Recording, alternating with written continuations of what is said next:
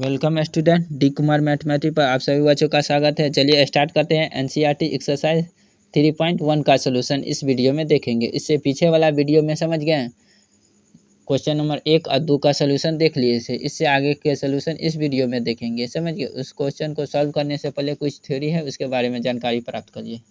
समझ गए।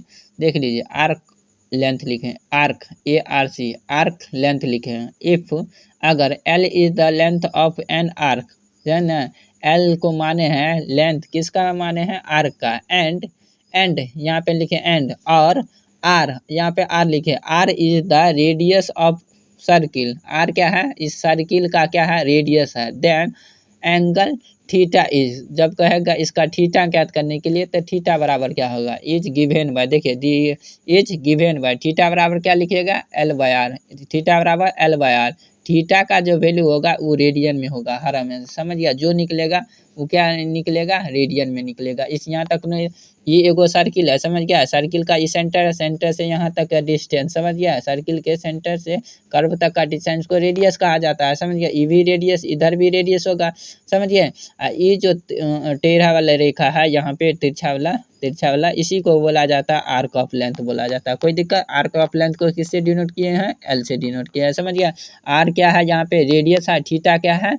एंगल है। थीटा का वैल्यू जो होगा वो हर हमेशा किस में होगा? रेडियन में होगा। कोई दिक्कत? फिर से समझिए, आर्क ऑफ लेंथ क्या है? यही जो तिरछा वाला रेखा है इसको कहा जाता है आर्क ऑफ लेंथ। समझ गए। अब देखिए, if L is the length of an arc, L जो है ना आर्क का लेंथ है, R क्या है? रेडियस है। Is the radius of circle, circle का रेडियस। R क्या है? सर्किल का रेडियस ऑफ। देन जब थीटा कहेगा निकालने के लिए, theta is given by, theta बराबर क्या हो जाएगा? L/R। थीटा का जो वैल्यू होगा वो रेडियन में होगा हर हमेशा। कोई दिक्कत? चलिए अब क्वेश्चन को सॉल्व करते हैं, एक एक को, प्रत्येक क्वेश्चन को बारी बारी से सॉल्व करते हैं। देखिए 3 नंबर क्वेश्चन क्या है। 3 नंबर क्वेश्चन को समझिए। कह रहा है एक वेल मेक 360 रिवॉल्यूशन। एगो मेक है जो 360 रेवोल्यूशन करता है। समझ गया। इन 1 मिनट में, इसका मतलब हो गया 1 मिनट में वो जो है ना 360 रिवॉल्यूशन करता है 1 मिनट में। समझ गया। 1 मिनट में। करा throw how many radian does it turn in 1 second में। करा जब 1 मिनट में, समझ गया, 300 कितना बार 60 बार चक्कर लगाता है, तो करा 1 मिनट में कितना बार रिवॉल्यूशन करेगा? समझ गया। कितना का रिवॉल्यूशन करेगा, कितना डिग्री का? समझ गया। एक बेर में 360 का करता है। समझ गया। किस मिनट में? 1 मिनट में। तो करा 1 सेकेंड में कितना बार घूमेगा? देखिए आप क्वेश्चन को सॉल्व करते हैं। क्वेश्चन समझ गए। अब सॉल्व करते हैं। लिखिएगा, ए विल, समझ गया, will make 360 revolution in 1 minute में, इन 1 मिनट में, इन 1 मिनट में। कोई दिक्कत? मिनट में, समझ गया। मिनट में, समझ गया। देखिए तो नंबर ऑफ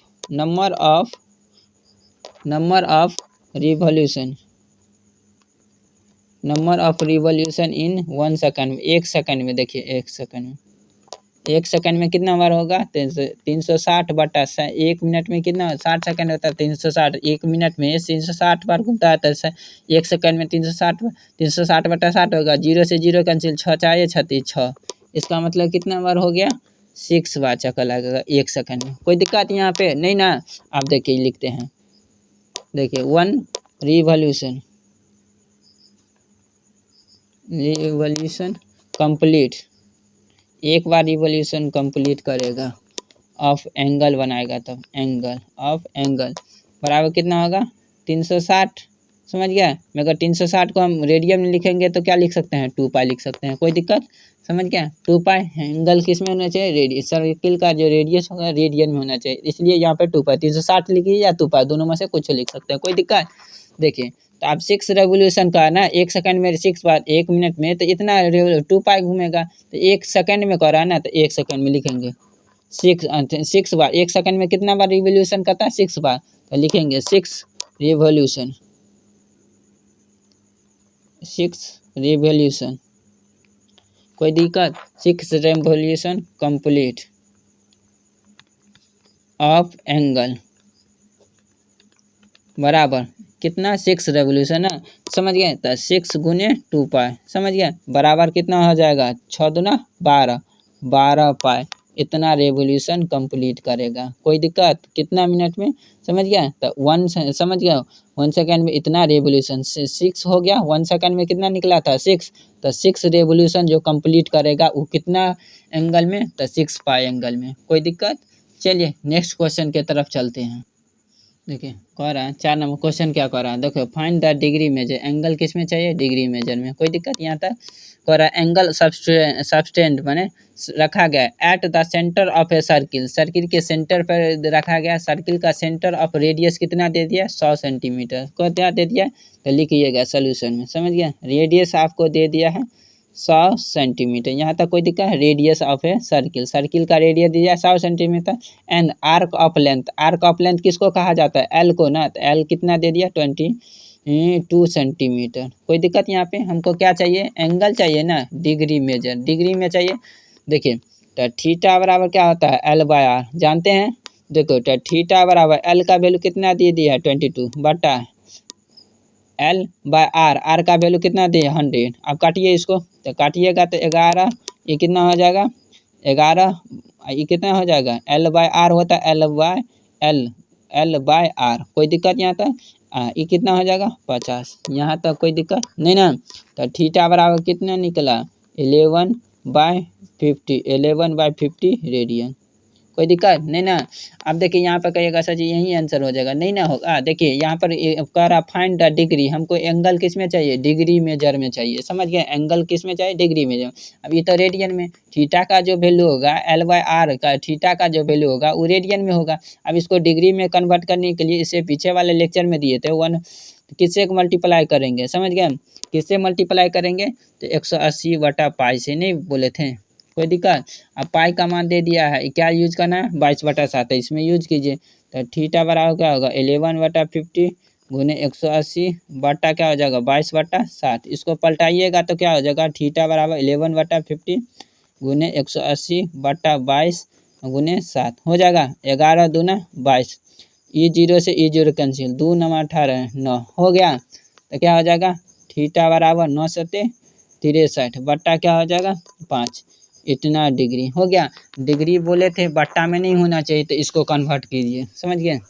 देखिए थीटा बराबर कितना लगेगा 63/5, इतना डिग्री। डिग्री के इसमें होगा बट्टा में नहीं होना चाहिए, थीटा बट्टा में नहीं होना चाहिए एंगल। तो देखिए थीटा बराबर इसको भाग दीजिएगा तो कितना हो जाएगा 12/3/5, इतना हो जाएगा डिग्री। कोई दिक्कत यहाँ पे नहीं ना, दिक्कत। इसको हटा के कर दीजिए। 12 डिग्री प्लस कितना होगा 3/5 डिग्री हो जाएगा। इसको पूर्णांक तोड़ दीजिए, समझ गया। पूर्णांक तोड़ने के बाद इसको इस टर्म में लिख दिए, प्लस टर्म में लिख दिए, समझ गया। फिर करिएगा तो वही आ जाएगा, कोई दिक्कत। अब देखिए थीटा बराबर क्या हो जाएगा 12 डिग्री प्लस क्या होता हो जाएगा, डिग्री अभी भी बट्टे में है तो इसको फिर से तोड़िए। तो 3/5 गुने कितना से 60 से मल्टीप्लाई करेंगे, 12 पंचे 60, 5 हो जाएगा, इतना, समझ गया। इतना मिनट हो गया, डिग्री में नहीं है तो फिर मिनट में कन्वर्ट करिए। तो 12 डिग्री प्लस कितना होगा, देखिए 12 डिग्री प्लस कितना 12 पंचे 60, यहाँ 12 न होना चाहिए। देखिए 12 पंचे 60, यहाँ 12 होगा, 12 तिया 36, यहाँ 12 है, सॉरी देख लीजिए 12 है, 12 पंचे 60, 12 होगा, 12 तिया 36, तो 36 मिनट हो गया। इसको क्या लिख सकते हैं, समझ गया, 12 डिग्री 36 मिनट, समझ गया। यहाँ पे लिख देंगे 1 डिग्री बराबर कितना होगा 60 मिनट होता है ना, तो मिनट, इसको 60 से मल्टीप्लाई कर देंगे। कहे थे ना जब डिग्री को किस में कन्वर्ट करना है, रेडियन में, तो हो गया ना। यही फाइनली आपका एनसीईआरटी का आंसर हो गया। चलिए नेक्स्ट क्वेश्चन के तरफ चलते हैं। ठीक है, 5 नंबर क्वेश्चन क्या कह रहा है, in a circle of a diameter, एगो सर्किल है जिसका डायमीटर 40 सेंटीमीटर दे दिया है। द लेंथ ऑफ ए कोड का जो लेंथ दे दिया है, समझ गया 20 centimetre. Find the length of the minor arc of the कोड, कह रहा है, समझ गया। एल ज्ञात करना है, आर्क ऑफ द कोड एल ज्ञात करना है, समझ गया। समझ गया क्या ज्ञात करना है, एल ज्ञात करना है। इसमें कोई कन्फ्यूजन नहीं ना। आप देखिए इसको क्या करेंगे, डायमीटर दे दिया है ना, तो डी बराबर दे दिया है आपको, कितना दे दिया है 40 सेंटीमीटर। कोई दिक्कत यहाँ तक नहीं ना दिक्कत। तो देखिए रेडियस निकालेंगे तो डायमीटर बटा 2 करेंगे तो आर बराबर कितना होगा 40/2 करिएगा तो आर बराबर कितना हो जाएगा 20 सेंटीमीटर। देखिए कह रहा एगो सर्किल है, इसका डायमीटर तो रेडियस निकाल दिए, तो रेडियस क्या हो जाएगा, यहाँ से हो जाएगा। अब कहीं खींचिएगा तो ये रेडियस हो जाएगा, कितना हो जाएगा 20 सेंटीमीटर, कोई दिक्कत।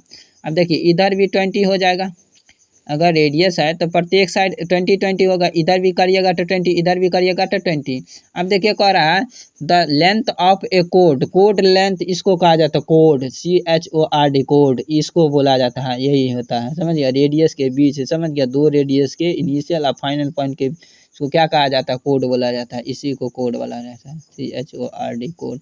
कोड कितना दे दिया है 20 सेंटीमीटर, समझ गया। देखिए जब ये दो सर्किल एक दूसरे के बराबर है, तेसर साइड रिजल्टेंट एक दूसरे के बराबर होता है, समझिए। अब दो भुजा बराबर होता है, समझिए। अब दो भुजा बराबर होता है, इसका मतलब तो आप लोग को बता दिए थे, क्या होता है इसका मतलब बता दिए थे ना। इसका मतलब क्या होता है, जब किसी सर्किल का दो इक्विलेटरल कहलाता है ना, इक्विलेटरल नहीं पता है, समझिए। तो इक्विलेटरल का ये एंगल कितना डिग्री होता है, 60 डिग्री होता है ना। तो थीटा हमको पता चल गया, समझिए। इक्विलेटरल हो गया ना, इक्विलेटरल में क्या होगा ई, देखिए अब कोड तो ई भी 20 सेंटीमीटर हो गया। अगर प्रत्येक भुजा किसी ट्रायंगल का अगर प्रत्येक भुजा बराबर है तो इसको क्या कहा जाता है, इक्विलेटरल ट्रायंगल कहा जाता है, समबाहु त्रिभुज कहा जाता है ना। देखिए ई भी रेडियस है, इधर भी रेडियस होगा, सर्किल के सेंटर से इधर रेडियस, इधर भी रेडियस, रेडियस आपको 20 सेंटीमीटर दे दिया, ई भी 20 सेंटीमीटर। कोड देखो तो दो पॉइंट के, समझ गया, रेडियस के इनिशियल से फाइनल पॉइंट के बीच को क्या कहा जाता है, कोड कहा जाता है। कोड भी कितना दे दिया 20 सेंटीमीटर। अगर प्रत्येक भुजा 20-20 हो गया, ये एगो ट्रायंगल के तरह लग रहा है। अगर प्रत्येक भुजा अगर आपको कितना हो गया 20-20 हो गया, तो अगर प्रत्येक किसी त्रिभुज का प्रत्येक भुजा बराबर हो जाता है तो उस एगो एंगल तो प्रत्येक कोण कितना डिग्री का होता है, 60 डिग्री का होता है ना। तो थीटा आपको पता चल गया, आप तो निकाल सकते हैं। अब थीटा किस में होना चाहिए, हर हमेशा थीटा जो होना चाहिए वो रेडियन में होना चाहिए।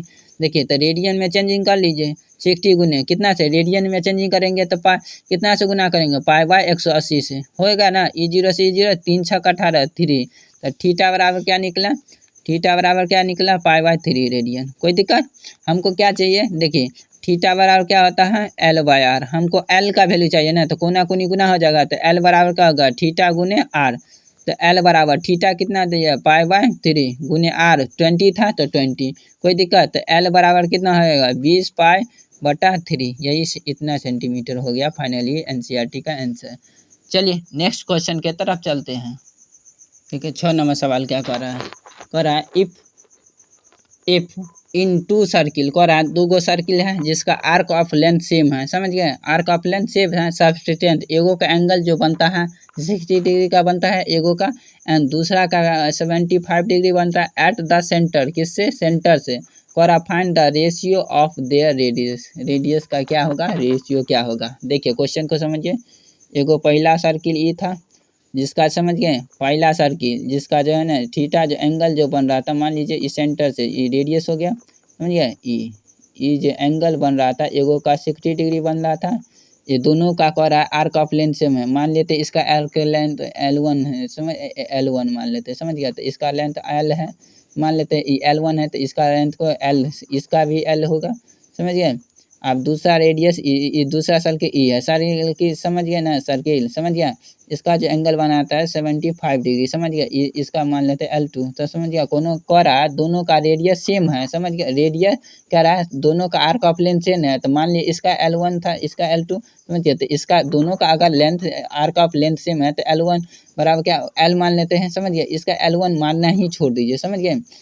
क्वेश्चन को समझिए। कह रहा एगो सर्किल था जिसका पहला का दोनों का आर्क ऑफ लेंथ सेम था, तो इसका L आर्क ऑफ लेंथ इसी को बोला जाता है ना। तो L मान लिए आर्क ऑफ लेंथ इसका भी L है, इसका भी L है आर्क ऑफ लेंथ, कोई दिक्कत, दोनों का आर्क ऑफ लेंथ सेम है, कह रहा सेम है। देखिए सब्स्टिट्यूशन, पहला 60 डिग्री का एंगल बनाता है, दूसरा 75 डिग्री का, कोई दिक्कत।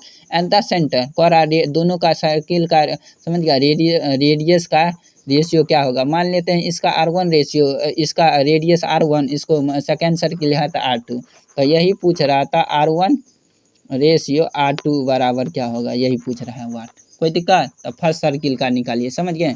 तो फर्स्ट सर्किल का निकालते हैं, सोल्यूशन में देखिए कैसे निकालते हैं। थीटा बराबर कितना डिग्री, 60 डिग्री, तो थीटा बराबर क्या होता है L/, थीटा डिग्री में नहीं होना चाहिए, रेडियन में। 60 गुने कितना से गणना करेंगे π/180 से, 6 का 18 3, तो थीटा बराबर क्या हो जाएगा π/3 रेडियन। कोई दिक्कत? अब देखिए इस सर्किल का पहले निकाल लेते हैं। तो थीटा बराबर क्या होता है L/R, हमको R चाहिए ना, तो R बराबर क्या हो जाएगा L/थीटा हो जाएगा।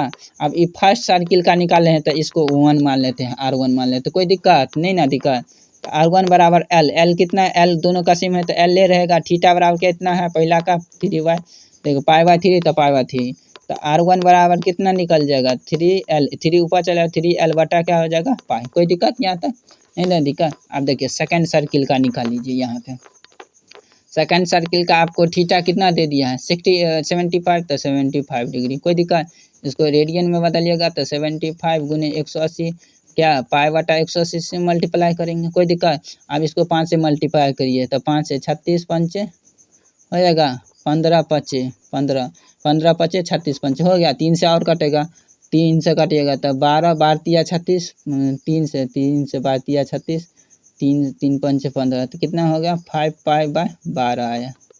इतना रेडियन आया। कोई थीटा का वैल्यू कितना आया, थीटा बराबर 5π/12 रेडियन। कोई दिक्कत?